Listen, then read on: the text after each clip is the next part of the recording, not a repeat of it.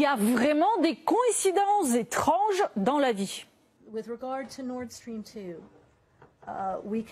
En ce qui concerne Nord Stream 2, nous poursuivons des conversations fermes et claires avec nos alliés allemands. Et je veux être franche avec vous aujourd'hui, si la Russie envahit l'Ukraine d'une manière ou d'une autre, Nord Stream 2 n'avancera pas. Et pouf, mystérieusement, des explosions créent des fuites sur Nord Stream 1 et Nord Stream 2. Et selon Tagesspiegel, les dégâts causés au gazoduc sont tellement importants qu'ils seront irréversibles. On se demande qui était en mesure de mener à bien une telle opération.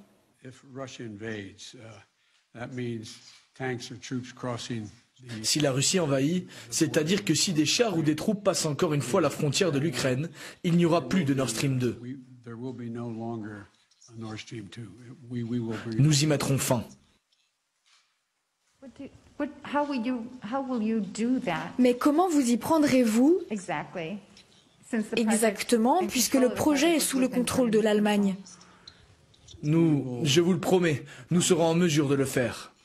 Il faut aussi rappeler que les États-Unis travaillent depuis 8 ans à persuader l'Europe d'acheter le gaz américain plus cher au lieu du gaz russe bon marché. Mais bon, vous savez, parfois les paroles et les sanctions ne suffisent pas, surtout quand il s'agit de convaincre un partenaire de nuire à ses propres intérêts juste pour vous faire plaisir.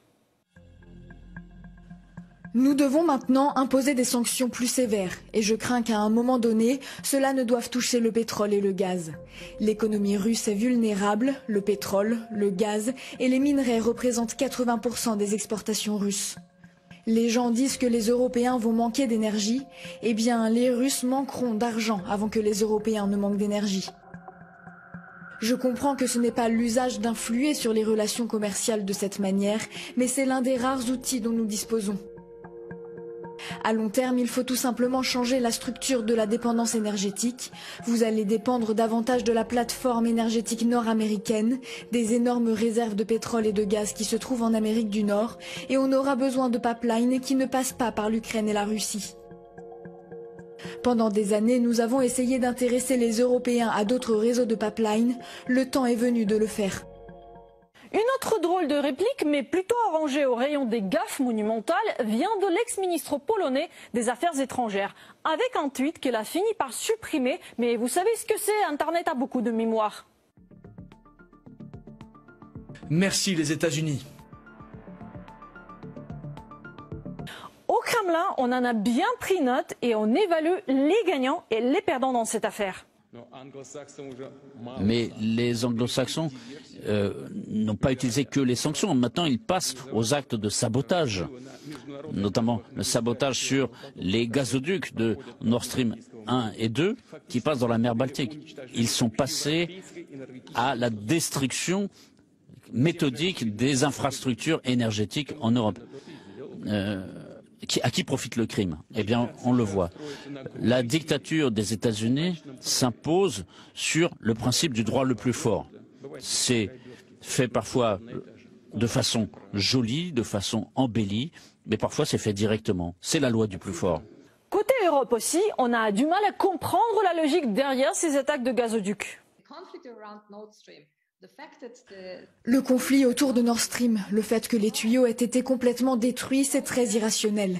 Parce qu'il y avait tant d'autres options sur lesquelles les autorités russes s'étaient mises d'accord, sur lesquelles l'Union européenne s'était mise d'accord. S'il y avait eu une certaine volonté politique, nous aurions pu régler ça. Mais la presse occidentale n'y fait pas trop attention parce que l'enquête est bouclée, le coupable déjà connu. C'est celui qui a dépensé des milliards d'euros pour la construction des gazoducs et recevait même aujourd'hui, malgré les sanctions, des milliards d'euros pour la vente de son gaz. Quoi de plus logique? Les Russes ont-ils sabordé leur propre gazoduc? La Russie a probablement bombardé le gazoduc Nord Stream avec un drone sous-marin, selon une source au ministère de la Défense. En plus, il y avait eu des avertissements venus d'outre-Atlantique. La CIA avait averti les gouvernements européens d'attaques potentielles sur les gazoducs. À qui profite le crime? À celui qui ne peut plus physiquement vendre son gaz à l'Europe ou à celui qui va acheminer son gaz naturel liquéfié à des prix exorbitants en l'absence d'alternative? Question toute rhétorique.